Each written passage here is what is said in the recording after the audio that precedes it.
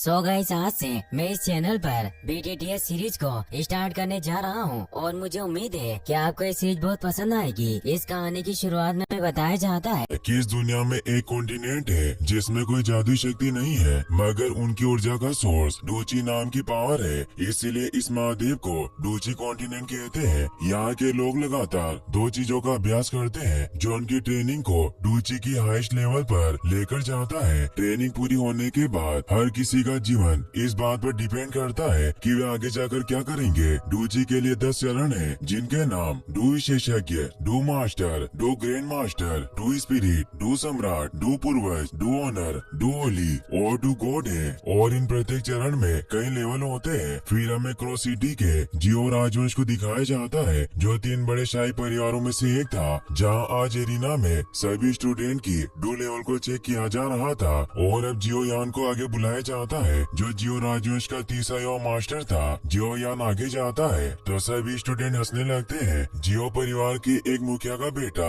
जियोनिंग उसे कहता है कि अपने आप को मूर्ख मत बनाओ, तुम्हारे लेवल बहुत कम है। जियो यान उनकी बातों पर ध्यान नहीं देता और ऊपर स्टेज पर आ जाता है, जहाँ डू स्तंभ पर अपनी लेवल को चेक करने के लिए हाथ रखता है, मगर उसका डू स्तर केवल तीसरे लेवल पर होता है, जो बहुत कम था। इसीलिए सभी उसका मजाक उड़ाते हैं, क्योंकि बचपन में उसे जीनियस कहा जाता है। उसकी पावर बचपन में ही तीसरे लेवल पर पहुंच गई थी और 11 साल की उम्र में उसने 10वें डूची स्तर को पार कर लिया था, मगर 3 साल पहले से उसकी पावर कम होने लग गई थी। इसीलिए स्टूडेंट बातें करते हैं कि वास्तव में अपने परिवार के लिए निकम्मा लड़का है। जियोनिंग कहता है कि अगर तुम कबीले के मुखिया के बेटे नहीं होते तो तुम्हें बहुत समय पहले ही अपने परिवार से निकाल दिया जाता। फिर अब टेस्ट के लिए जियो मेई नाम की लड़की को बुलाया जाता है। जियो यान उसे पूछता है कि क्या तुम सच में मुझसे नफरत करती हो, मगर वो कोई जवाब नहीं देती। जियो शर्म की वजह से मुंह नीचे करके वहाँ से जाने लगता है। तभी वह जियो जूनियर आ जाता है, जो उसका हाथ पकड़कर कहती है कि तुम्हें परेशान नहीं होना चाहिए। जूनियर को टेस्ट के लिए बुलाया जाता है, इसीलिए वो जियो यान को कहती है कि तुम मेरा इंतजार करना।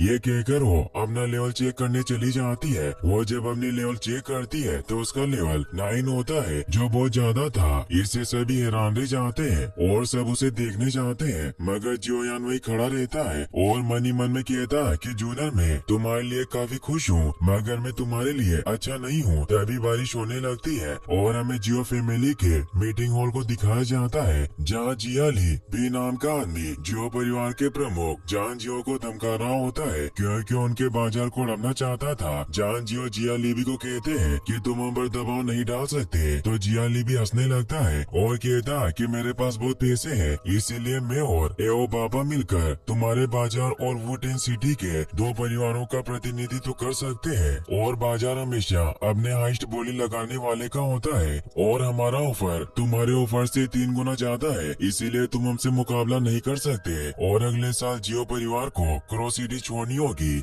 इसे जान जियो के पहले और दूसरे एल्डर काफी गुस्सा होते हैं, जो 2 परिवारों के मुखिया थे, और उस पर हमला करने के लिए तैयार हो जाते हैं, मगर जान जियो उन्हें रोक लेता है और जियालीबी को एक कार्ड दिखाकर बताता है कि मेरे बेटे जियो यान की शादी का प्रपोजल है। तो ऐसे जियालीबी हैरान रह जाता है। जियोली का साथी एओबा कहता है कि जियो यान तो वही है जिसने 11 साल की उम्र में 10वें डूची स्तर को पार कर लिया। जियालीबी जब वो वेडिंग कार्ड पढ़ता है तो उसे पता चलता है कि जियो यान की शादी नालन येनरेन के साथ होने वाली है, तो ऐसे वो शॉक्ड रह जाता है। एओबा कहता है कि शादी का प्रस्ताव कब जारी हुआ, हमें इसके बारे में पता क्यों नहीं चला। जान बताते हैं कि ये बस एक छोटी सी बात थी, इसीलिए इसे पब्लिक करना जरूरी नहीं था। एओबा जियालीबी को बताता है कि यूनलेन सेक्ट पावरफुल लोगों से भरा हुआ है, भले वो शहर से बाहर हो, पर वो अपनी रिश्तेदारी की वजह से जियो परिवार की मदद जरूर करेंगे। और नालन जो लड़की है वो यानरेन डिपार्टमेंट के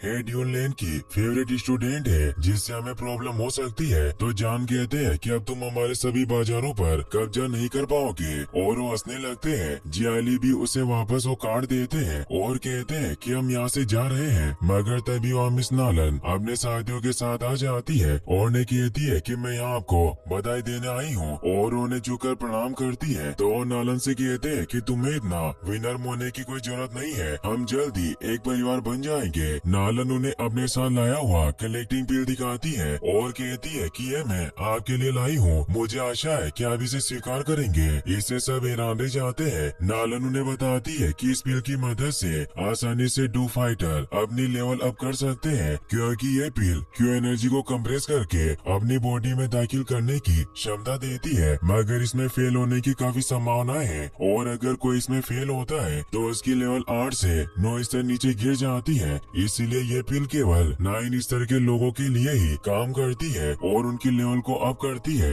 जान उसे कहते हैं कि तुम्हें मुझे ऐसा उपहार देने की जरूरत नहीं थी। नालन उन्हें बताती है कि मैं सच्चाई छिपाना नहीं चाहती। मैं जान गई हूँ कि पिछले 3 साल से जोयान का लेवल काफी नीचे चला गया है, इसीलिए मैं किसी ऐसे आदमी से शादी नहीं कर सकती जो किसी जमाने में जीनियस रहा हो। मैं शादी का ये कॉन्ट्रैक्ट तोड़ना चाहती हूँ। जान हैरान हो जाते हैं और कहते हैं कि ये कोई बच्चों का खेल नहीं है। इस कॉन्टिनेंट में किसी जुड़ाव को बाधित करना इतना आसान नहीं होता। नालन कहती है कि बेशक मैं ये जानती हूँ, इसीलिए मैं इस कॉन्ट्रैक्ट को तोड़ने के लिए ये कलेक्टिंग पिल आपको दे रही हूँ। जान जियो कहते हैं कि मुझे लगता है कि तुम्हारे डिपार्टमेंट के हेड यूलेन इससे सहमत नहीं होंगे।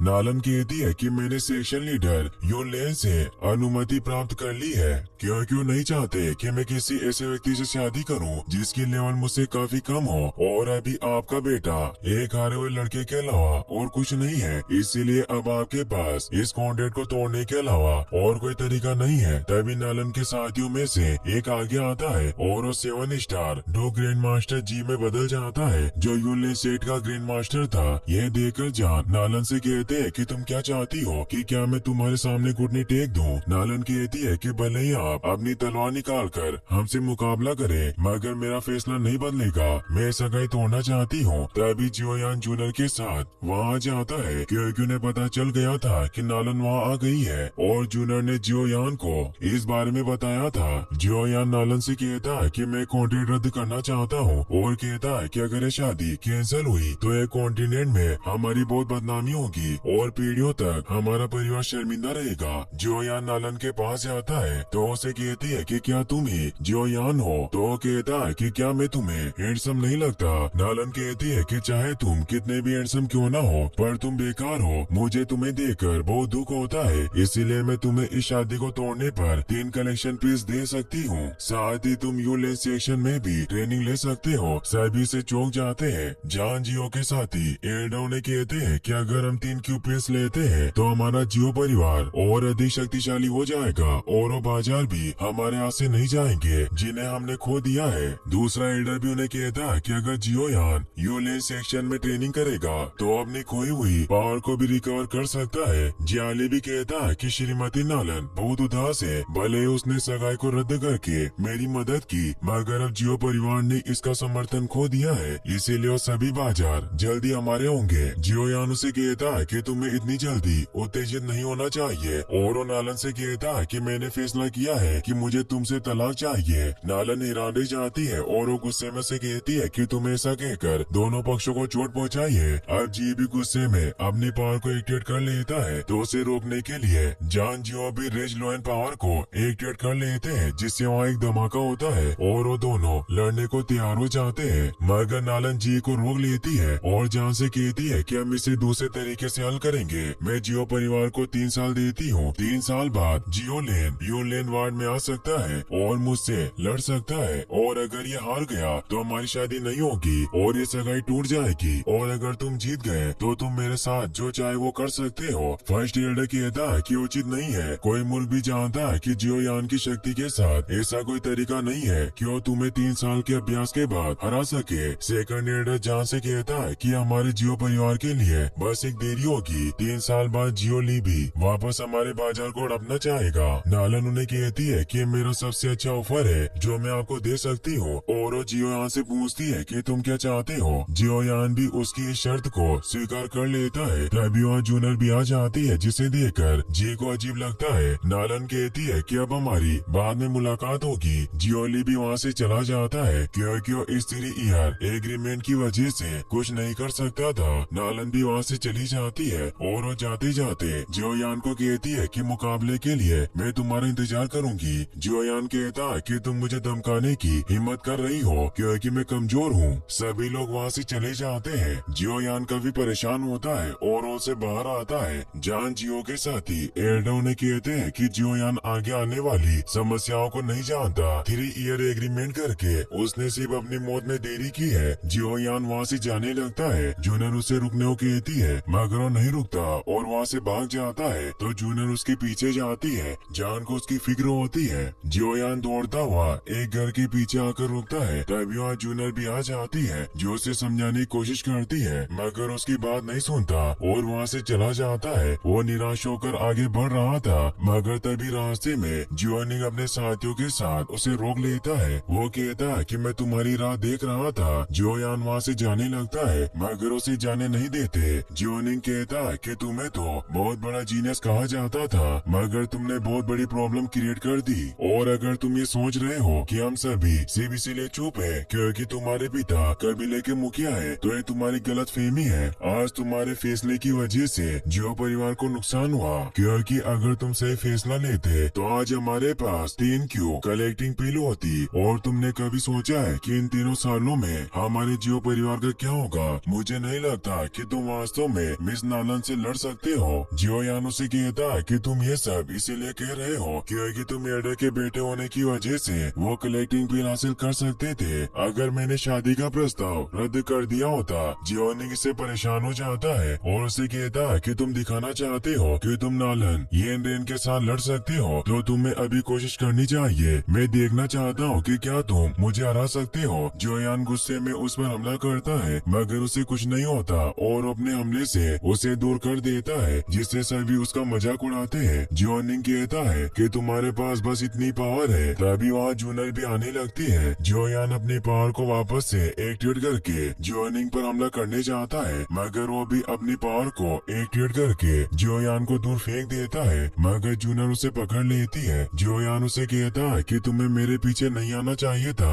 क्योंकि एक लड़की को पुरुषों के काम में इंटरफेयर नहीं करना चाहिए और उसे चुप करवा देता है। जियोनिंग कहता है कि वास्तव में ट्राइब के मुखिया का बेटा महान है जो अपनी रक्षा के लिए लड़कियों की हेल्प लेता है। सभी हंसने लगते हैं। जियोयान को इससे और ज्यादा गुस्सा आ जाता है और अपने फायर पावर को एक्टिवेट करके उस पर हमला करने जाता है मगर नीम उसे मुक्का मारकर दूर गिरा देता है जिससे जियोयान के मुंह से खून निकल आता है और वो उठ भी नहीं पा रहा था। जूनर उसे संभालती है। निंग उसे कहता है कि तुम जीनियस होने के बाद भी इस तरह नीचे गिरे हुए हो। जूनर को उन पर गुस्सा आता है इसीलिए वो उन्हें अपनी आंखें निकालती है जिससे निंग डर जाता है क्योंकि जूनर की पावर काफी ज्यादा थी। इसीलिए वो अपने सभी साथियों से कहता है कि हम सभी को संभल कर चलना चाहिए। इतनी भीड़ वाली जगह में किसी को भी चोट लग सकती है। सभी हंसने लगते हैं मगर वो सभी को हंसने से मना करता है और वहाँ से चले जाते हैं। जूनर जियोयान से पूछती है कि क्या तुम ठीक हो? जियोयान अपने मुंह का खून पहुँचते हुए कहता है कि मैं ठीक हूँ, तुम मुझे अकेला छोड़ दो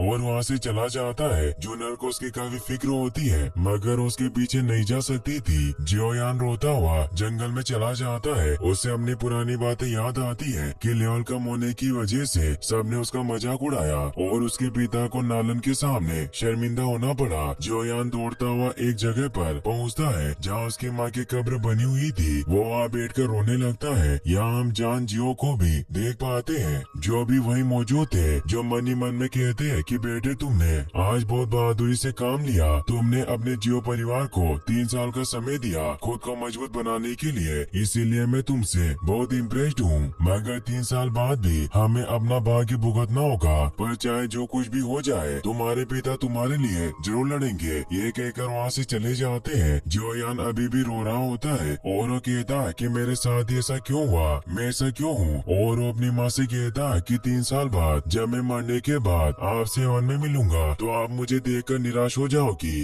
और अब कोई चमत्कार ही मुझे बचा सकता है। तभी जियोयान को कुछ होने लगता है और उसकी रिंग ग्लो करके हाथ से बाहर निकल आती है। जियोयान को एक आवाज सुनाई देती है जो उसे कहती है कि बच्चे तुम इतने चिंतित क्यों हो। जियोयान हैरान हो जाता है, उसे कुछ समझ नहीं आता। वो आवाज उसे कहती है कि तुम्हारे लिए चमत्कार देखने का समय है मगर तुम डरे हुए हो। और वो आत्मा सामने आती है जो उसे कहता है कि मैं याओ लाओ हूँ, मैं तुम्हारी मदद करूँगा। जियोयान उनसे पूछता है कि आप मेरी मदद कैसे करना चाहते हैं। तो याओ लाओ से कहते हैं कि अगर तुम 2 कॉन्टिनेंट में किसी को हराना चाहते हो तो तुम क्या करोगे। सबसे इम्पोर्टेंट बात यह है कि आपके पास लड़ने के लिए पावर होनी चाहिए। फिर वो एक एक करके डूची के चरण को पार करेगा। सबसे पहले कोई 2 मास्टर बनता है, फिर 2 ग्रैंड मास्टर और ऐसे ही वो अपना लेवल बढ़ाता रहेगा। मिलेगा। और अगर तुम भी इस मेथड को फॉलो करो तो तुम अपनी टेक्निक की मदद से नालन से लड़ सकते हो। इस कॉन्टिनेंट में डोक्यू एक स्किल बन गई है। सबसे मजबूत से लेकर सबसे कमजोर तक 4 वर्ग और 12 स्तर होते हैं, जिनके नाम हेवन, अर्थ, ब्लैक और येलो है। और इन प्रत्येक वर्ग को 3 लेवल में डिवाइड किया गया है, जिससे 12 स्तर यानी लेवल बनती है। जियोयान उन्हें कहता है कि मैं इसके बारे में पहले से ही जानता हूँ। याओ लाओ से कहते हैं कि नालन की स्किल हाई लेवल ब्लैक पर है, मगर मैं तुम्हें इससे ज्यादा और कुछ भी सिखा सकता हूँ। जियोयान इससे खुश होकर कहता है कि क्या आप सच कह रहे हैं? तो याओ लाओ हमें जवाब देते हैं। जियोयान मन में सोचता है कि हाई लेवल स्किल्स बहुत कठिन होती है। साधारण लोगों के बीच सबसे मजबूत स्किल लेवल जर्दे तक होती है,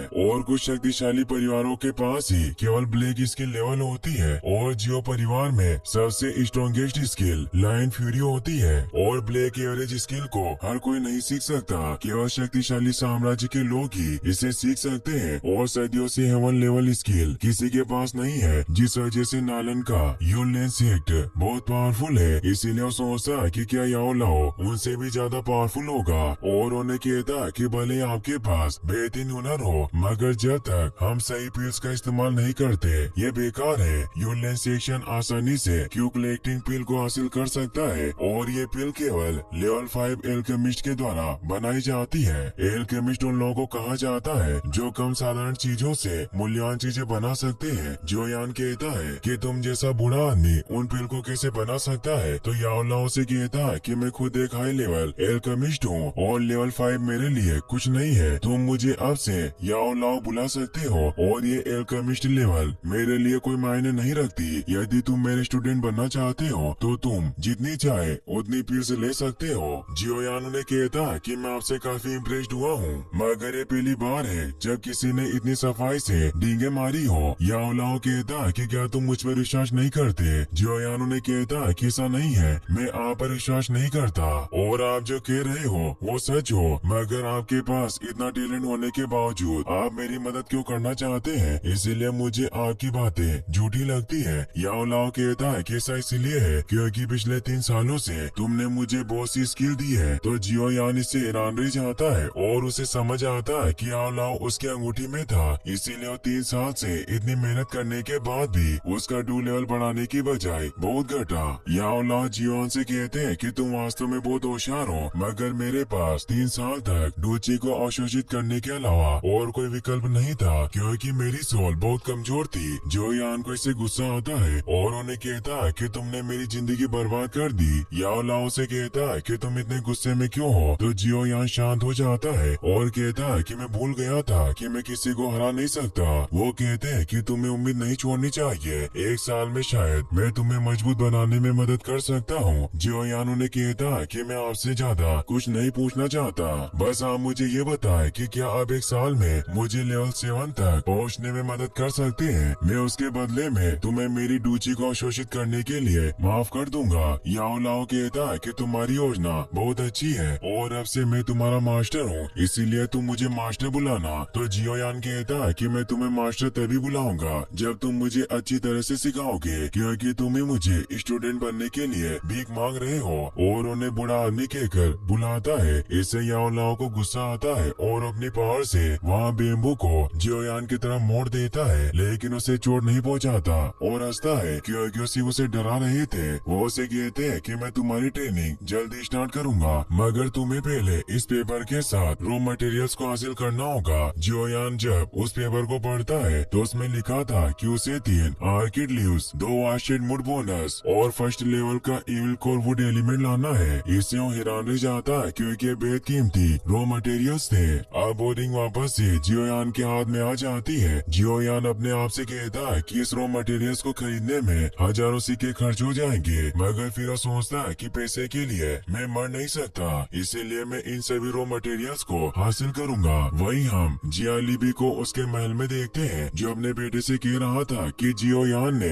हमारा प्लान बर्बाद कर दिया। उस 3 ईयर एग्रीमेंट की वजह से हम जियो परिवार के बाजार को नहीं अड़प सकते। तो उसका बेटा जिया लियाओ अपने डेट को एक प्लान बताता है जिससे वो खुश होते हैं। इसी के साथ ये एपिसोड यहीं पर खत्म हो जाता है। गाइस, अगर आप इसका नेक्स्ट पार्ट भी जल्दी देखना चाहते हैं तो इस वीडियो को लाइक करने के साथ साथ चैनल को सब्सक्राइब जरूर कर लें। Thanks for watching.